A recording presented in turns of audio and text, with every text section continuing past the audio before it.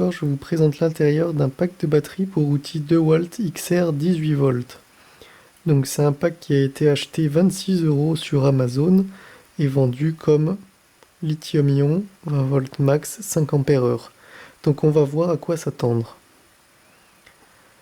Donc déjà, comme vous pouvez le constater, ce sont des cellules assemblées très classiquement en soudage par points avec des languettes en acier ou en nickel. Donc vu de face, on voit que le connecteur comporte bien toutes les broches d'équilibrage prévues pour les batteries DeWalt. Ça permet au chargeur d'équilibrer chaque rangée de cellules afin qu'elles ne se déchargent pas et qu'elles ne se chargent pas à des niveaux différents. Donc si on regarde le circuit imprimé, on voit qu'il y a une vraie thermistance pour prendre la température. Donc c'est pas juste une résistance qui fait mine que la température est toujours la même. Et quelques composants passifs dont j'ai du mal à identifier la fonction.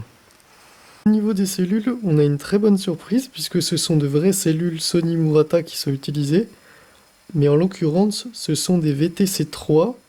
Donc quand on regarde la fiche technique, c'est des cellules qui ne font que 1600 mAh chacune, ce qui fait que c'est un pack de 3 ampères et non pas 5 ampères. Autre bonne surprise, toutes les cellules sont tenues entre elles fermement avec une cage en plastique, ce qui permettra au pack de mieux supporter les chocs et les vibrations en utilisation. Donc il en va de même pour le fond de la coque, il est assemblé avec 4 vis Torx, et surtout il y a les empreintes des cellules qui sont dessinées au fond pour bien les maintenir. Donc ça c'est important parce qu'une cellule qui vibre excessivement, elle va fatiguer les languettes de contact et ça risque de créer soit un court-circuit, soit une cellule qui n'est plus connectée au reste du pack. Donc au niveau de la qualité d'exécution, on voit que les points de soudure sont bien effectués. Par contre, là, on voit qu'au niveau du câblage, par exemple, le fil bleu, il a été pincé. Il n'est pas dans son guide. Donc la pièce est bien conçue puisque vous avez ici le guide pour le fil. Sauf que le fil passe à côté du guide et il a été pincé à la fermeture du pack. C'est pareil pour la petite plaque de LED qui sert à indiquer l'état de charge. Les fils n'étaient pas dans les rainures que l'on voit ici. Voilà, avant de refermer le pack, j'ai remis le petit fil bleu au bon endroit. Par contre, on voit que pour ces fils-là, ils sont trop longs, donc on ne peut pas les loger dans les rainures qui sont prévues. Pour être sûr que la batterie se fasse bien charger, je la chargerai sur un chargeur de modélisme avec une prise d'équilibrage. Donc j'ai rajouté la prise d'équilibrage tout simplement en reprenant les contacts de chaque ligne de cellule.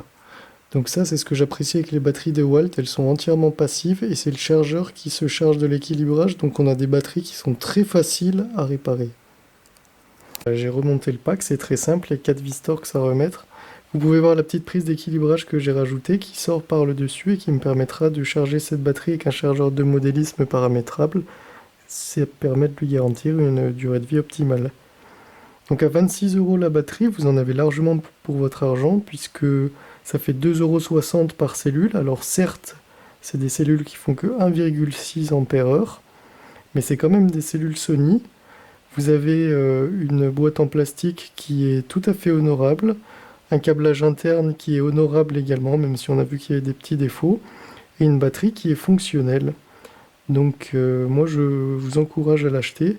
J'ajoute quand même un gros bémol à ça, c'est que là je suis tombé sur un bon exemplaire, mais comme c'est une fourniture un peu générique, rien ne garantit qu'une batterie qui a le même aspect extérieur aura les mêmes composants internes, et c'est vrai y compris pour les batteries de grands fabricants. Vous pouvez voir, malgré la petite prise d'équilibrage qui dépasse, on n'a aucun problème pour insérer la batterie dans l'outil. Donc là, en l'occurrence, c'est un cloueur DeWalt que j'ai acheté pour assembler l'ossature de ma maison. J'ai pris une batterie la moins chère possible, pourquoi? Parce que j'attends un adaptateur qui me permettra de mettre toutes mes batteries Makita sur ce cloueur. Donc il me fallait une batterie d'intérim le temps que je le reçoive.